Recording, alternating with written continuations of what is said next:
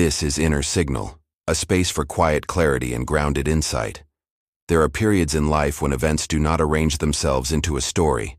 Things happen, you respond, time moves, but meaning does not immediately attach. The mind wants to close the gap. It wants a narrative, a reason, a conclusion. When none arrives, tension builds. This tension is not weakness. It is the nervous system reacting to uncertainty. It's a natural biological response. You might feel a tightness in your chest, a knot in your stomach, or a constant hum of anxiety. This is your body asking, what's next? Are we safe? It's a primal question, wired into us for survival. But not all uncertainty is dangerous. Some uncertainty is instructive. It can be a teacher, if we allow it to be. You may be in a moment where you are functioning perfectly well on the outside. You're going to work, meeting deadlines, seeing friends, and handling your responsibilities. But internally, you're just waiting for clarity, waiting for direction, waiting for that elusive moment when something finally clicks and makes sense of it all. This waiting period can be incredibly uncomfortable. It feels like you're treading water, expending energy but not getting anywhere. You might feel a sense of impatience, even frustration, with yourself. Why can't I just figure this out? You might ask. This message is here to say, you do not need to force the click. There is a profound difference between understanding and overinterpreting. Overinterpretation is a defense mechanism. It's the mind's desperate attempt to feel safe by creating a story, any story, to fill the void of the unknown. It's like frantically drawing a map in the dark, based on guesses and fears rather than actual landmarks. Understanding, on the other hand, is not something you force. It's a natural outcome of presence.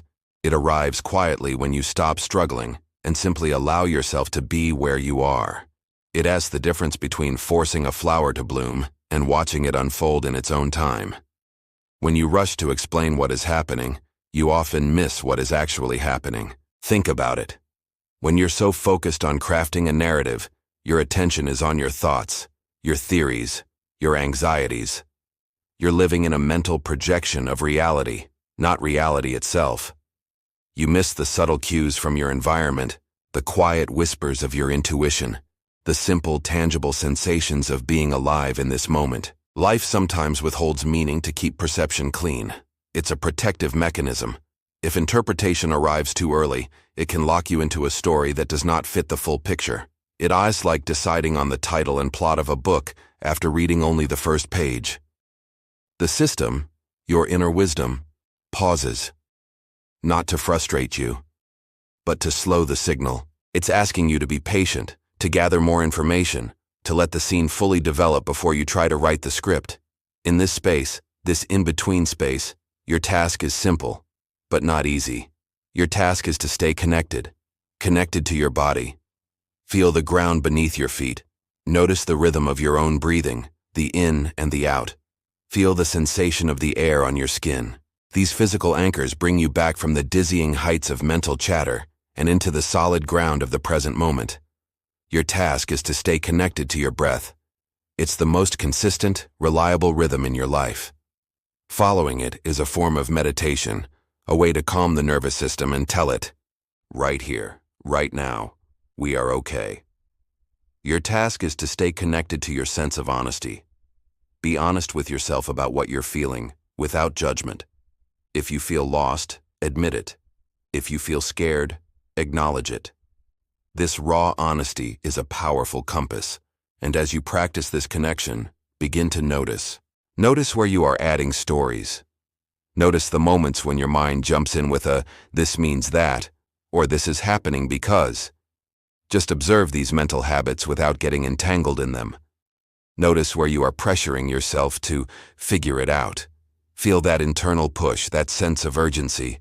Recognize it for what it is, the mind's discomfort with the unknown.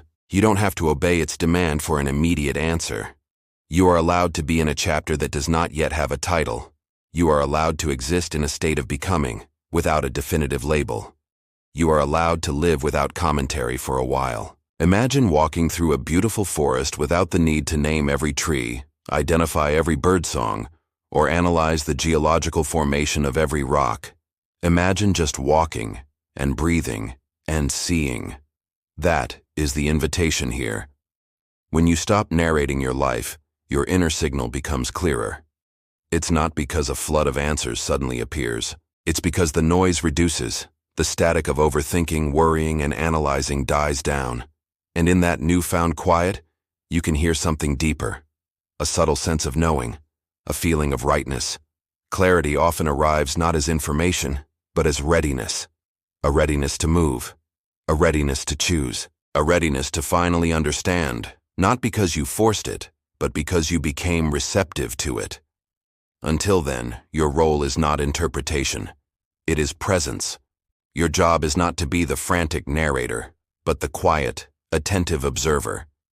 Your job is to simply be here, fully, with whatever is. This is Inner Signal, a reminder that life does not need to be constantly explained in order to be lived wisely. Thank you for listening.